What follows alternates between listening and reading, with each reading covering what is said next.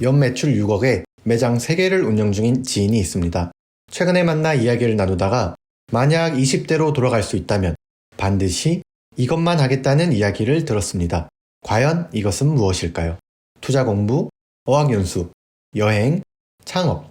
거창한 걸 기대했다면 실망하겠지만 대답은 바로 아르바이트입니다. 열심히 일해서 이제야 사장이 됐는데 20대로 돌아간다면 힘들게 다시 아르바이트를 한다니 정말 의아했습니다.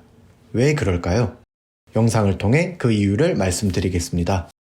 여러분이 학창시절 들었던 질문 중 기억나는 건 무엇인가요? 제가 가장 많이 들었던 말 중 하나는 커서 무엇을 하고 싶냐는 물음이었습니다.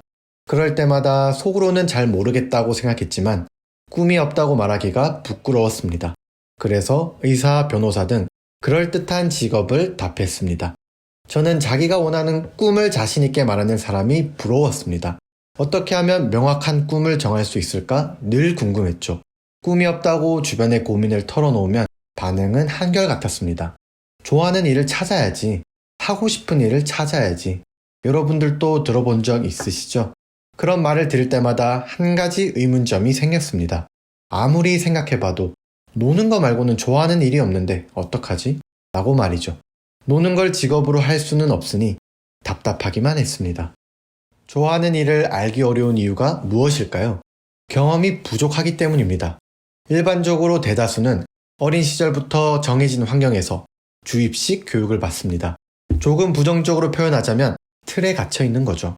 따라서 좋아하는 일이 무엇인지, 잘하는 일이 뭔지 알 수 있는 경험이 부족할 수밖에 없습니다. 다양한 일을 해보면서 자신이 어떤 일에 흥미를 느끼는지 또는 재능이 있는지를 파악할 수 있죠. 세상에 쓸모없는 경험은 없다는 말 알고 계시죠? 좋아하는 일을 모르겠다면 새로운 경험을 많이 쌓아야 합니다. 저는 과거 병원에서 2년간 근무했습니다. 당시 일을 시작하면서 처음 배웠던 건 의학 용어였습니다. 덕분에 진단서에 적혀있는 알기 어려운 영어를 어느 정도는 이해할 수 있습니다. 그때의 시간이 지금은 소중한 경험으로 남아있는 것이죠. 다양한 경험을 쌓아야 한다고 말하면 반복되는 일상에서 새로운 경험을 하는 게 쉽지 않다고 말하는 분들이 많습니다. 그렇다면 새로운 경험을 쌓기 위해서는 어떻게 해야 할까요? 바로 가장 쉬운 방법이 아르바이트입니다. 어렵게 생각하지 않아도 됩니다. 투자 공부, 어학연수, 여행도 물론 좋죠. 당시에는 모를 수 있지만 어떤 경험이든 살아가면서 도움이 됩니다. 하지만 시간적, 경제적 제약이 있거나 허들이 높으면 도전해보지도 못한 채 포기할 수밖에 없습니다. 반면 아르바이트는 의지만 있다면 누구나 할 수 있습니다. 그래서 가장 쉬운 방법입니다. 그럼 아르바이트를 하면 어떤 점이 좋을까요? 아르바이트의 가장 큰 장점 3가지를 말씀드리겠습니다. 우선 첫 번째는 다양한 분야에 대한 경험을 쌓을 수 있습니다. 자신이 어떤 일에 흥미를 느끼고 재능이 있는지 모르겠다고요? 걱정할 필요가 전혀 없습니다. 원하는 곳에 지원하면 되니까요. 여러분은 직업이 몇 개나 된다고 생각하시나요? 조그만 관심을 가지고 구인구직 사이트를 찾아보면 세상에는 수많은 일자리가 있습니다. 처음부터 욕심만 부리지 않는다면 어디든 지원할 수 있습니다. 미용에 관심이 있다면 미용실에, 카페 창업에 있다면 카페에서 일을 배우면 됩니다. 따라서 좋아하는 일을 모르겠다면 아르바이트부터 시작하세요. 해보지 않고는 어떤 일을 잘하는지, 흥미가 있는지 알기 어렵습니다. 여러분이 전혀 생각지도 못한 분야에 뛰어난 재능을 가지고 있을 수도 있죠. 모르고 지나간다면 얼마나 안타까운 일입니까? 그렇죠? 무한한 가능성을 열어두고 급여보다는 배운다는 마음으로 찾아보세요. 마음만 먹으면 얼마든지 경험을 쌓을 수 있는 가장 좋은 방법이 아르바이트입니다. 두 번째는 노하우를 배울 수 있습니다.